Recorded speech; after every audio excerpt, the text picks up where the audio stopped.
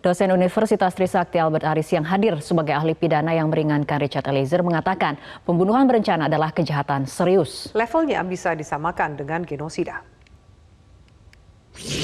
Tapi poin menarik adalah di poin E dikatakan adanya ancaman nyata atau kekhawatiran, hanya kekhawatiran sifatnya subjektif mengenai terjadinya ancaman tekanan fisik atau psikis terhadap saksi pelaku atau keluarganya. Padahal kita tahu ya dalam Delneming tadi tidak ada saksi pelaku. Tapi ini dalam konteks perlindungan.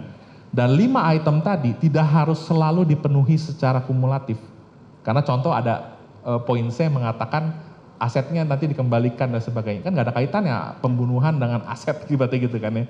Belum tentu ada kaitannya tepatnya gitu. Jadi memang ini adalah dua hal yang berbeda dan ketika memenuhi persyaratan yang ditentukan dalam pasal 28 dan sesuai dengan tadi penjelasan pasal 5 ayat 2 yang menurut ukuran objektif, perlindungan itu bisa diberikan terhadap seorang yang memang mau mengungkap suatu kejahatan. Dan boleh saya tambahkan sedikit lagi, sebenarnya definisi mengenai kejahatan serius juga ini kan ada bisa berbeda-beda ya, tetapi gini, kita bisa melihat dari pasal 6 Konvensi Hak-Hak Sipil Politik yang telah diratifikasi Indonesia melalui Undang-Undang Nomor 12 Tahun 2025 tentang ICCPR gitu ya.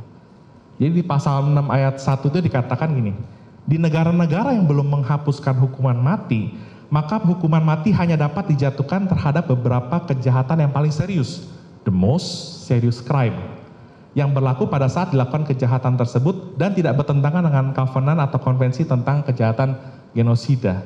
Nah, kalau kita merujuk pada penjelasan pasal 67 KUP baru, itu di breakdown tuh.